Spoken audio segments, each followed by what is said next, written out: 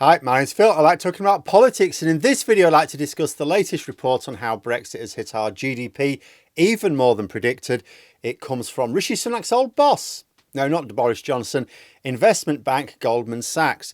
But first, if you'd like to be notified of daily news and politics, please subscribe to the channel. So various independent economic groups, including our own Office for Budgetary Responsibility, forecast that a hard Brexit would hamper our GDP by 4% over the long term. Now, just to be clear, because there's a lot of people misunderstand this, I think Brexiteers want people to misunderstand it. They don't mean that it would cause our GDP to go down by 4% compared with where it was. GDP grows. We always get growth over years, productivity increases. What they mean is that our GDP in the long term would be 4% lower than, say, a UK in a parallel universe which did not leave the EU. So it's based on mathematical modelling which looks at the performance of comparable economies and the UK pre and post Brexit and looks at the trajectory. Up until now, economists have been saying that there's been nothing to make them think that their original forecast was wrong. But now the investment bank, which spawned Rishi Sunak, disagrees. They think our real terms GDP is underperforming by 5%, not 4%, compared to those similar economies. And they are using as a baseline 2016, which is very handy. Brexiteers often like using 2016 as a baseline. I keep pointing out, well, we didn't leave then, but they love that because it allows them another 3 years of growth inside the EU in order to cover over the post-Brexit losses, which I call out as often as I can. So it's handy if an independent group, which is undeniably more interested in profits than politics, and whose expertise nobody can deny, is happy to use the same baseline and say, actually, we're 5% down on productivity thanks to Brexit. And according to Bloomberg's article on the subject, this 5% hit has come as a combination of reducing growth and spurring higher inflation.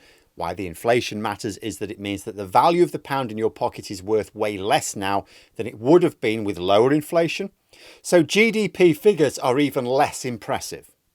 Brexiteers often try to hide the damage of Brexit behind COVID, the war in Ukraine and other global ills, and obviously all of those have hit our economy.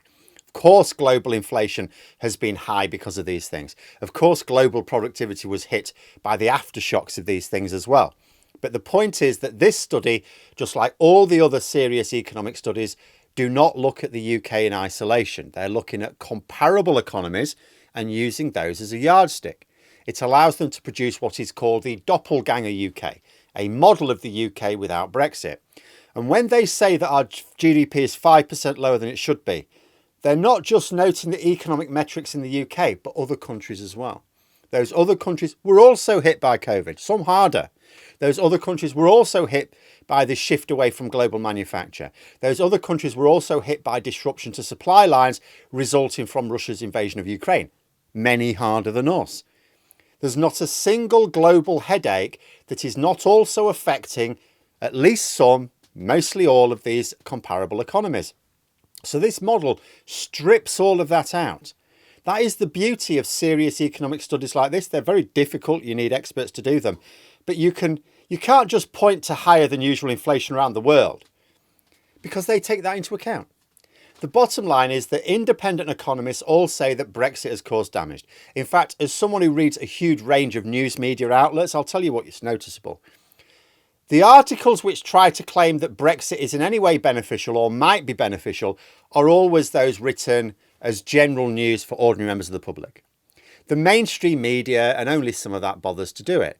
But you read a news outlet which is published for the people who need information to make business decisions, people who are interested in economics. You read the Financial Times, you read Bloomberg, Fortune, The Economist. And when they write articles about Brexit, there's no real equivocation. They all describe Brexit as damaging to the economy and damaging to business interests in Britain. There's no debate to be had. Reading about Brexit in an economic journal is like reading about climate change in a science journal. There's no question about the fact of it. There's no question about the causes of it, only what is to be done about it. And although Goldman Sachs reckons the damage is greater than other bodies that carried out similar work, they all recognise that it's damaging. The Office of Budgetary Responsibility, I've already mentioned, Bank of England as well. The Goldman Sachs report also had a few other interesting wrinkles. As reported in an American news outlet, which I'll also link, It's always worth reading foreign outlets for UK political matters because they're more likely to tell you the unvarnished truth because they're not stepping on any political toes back home. It said that immigration from the EU had fallen, but only to be replaced by what it termed less economically active non-EU migrants, mostly students. Now, you know, when we talked about these record immigration numbers and people losing their minds over them last year, there were a few aspects to them which meant, look, don't worry about them, it's sort of going to even out. But the boost in student numbers is an advantage. It's like one of the few growth areas of our economy that Brexit didn't hit, attracting foreign students to our universities. They come to the UK. They basically subsidise university education for British students. They spend a lot of money in the local economy. They're generally fit and healthy, so they don't consume health or social care resources. And then after a few years of giving us buckets of cash, they mostly leave the UK. And if they don't, it's on a work visa. They don't just get settled status because they're here at university. It's a work visa. Yet because Brexit was billed as reducing the overall levels of immigration, the government are now kicking back and they're having to target students because this is a growth area of immigration, of entirely beneficial immigration. This, of course, means that they're going to constrain our GDP even more. Because if you make it harder for foreign students to come here, you're restricting our ability to make money as a country. A foreign student is a source of clear economic benefit. And I think to myself, perhaps the reason Goldman Sachs are showing a worse than originally expected impact of Brexit is because the government, in reacting to what they thought of as unintended consequences, you may say, well, these weren't unintended consequences. Yeah, but they thought they were. And instead of adopting policies that go with it, that go, okay, actually, this is a benefit, great. In actual fact, what they do is they make things worse. You know, I've often thought that when economists try to work out the likely future impacts of Brexit, like I've said, the doppelganger UK allows you to strip out any other factors. But if you're trying to forecast into the future, you're having to make a lot more assumptions. What if one assumption they make is that we have a government which manages the situation as best they can? But then what happens when you actually have a government who seeks short-term political fixes, which mean long-term economic damage? And the report also noted that our GDP per capita is only 4% above the same point in 2016, when the Brexit referendum took place.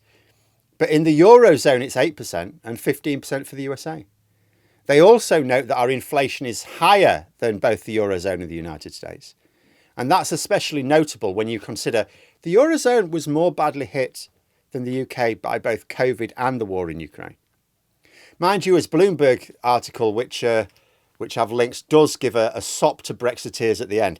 Let me go over why this position is nonsense. So it gives a paragraph at the end to Brexiteers, presumably in the name of balance, who claim, oh, we shouldn't use the doppelganger model. And then they point to the fact that, oh, look, the UK has outperformed both Germany and Italy since Brexit.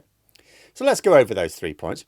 First of all, they give no credible reason why we should not use the doppelganger model. Brexiteers keep talking about events like COVID in Ukraine. Oh, but there were other things that hit us as well. Yes, so how do we separate out the Brexit effects? The doppelganger model. We all agree that those other things have constrained our economy as well. We all agree that without Brexit, we would still have those economic woes caused by those things. It just wouldn't be as bad. The doppelganger model specifically strips them out. It allows you to measure the impact of Brexit on its own. So there's no argument for not using the model. And it's not just me saying that. I've yet to see a Brexiteer explaining why we should not use this model, other than they don't like what it has to say. Second, talking about other countries. So I'll start with Germany. I mean, first of all, other countries can also have their own independent, non-global things hitting their economy. Germany shit the bed twice in a big way since 2016. First of all, Dieselgate. That happened round about the same time we voted for Brexit. That hit their economy for 6. Hugely dependent on car manufacture, and the scandal badly damaged their reputation and sales. Then, more recently, their over-reliance on oil and gas from Russia bit them on the arse after the full-scale invasion of Ukraine.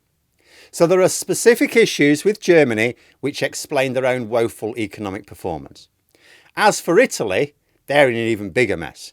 A massive elderly population needing a huge workforce to sustain in retirement. Oh, so what do? Oh, you get immigrant workforce, surely, and then they can come, spend their productive years in the country, sustaining your elderly population, and then go back home to retire. Oh no, we don't like immigrants. Italy's on another anti-immigration bender of their own.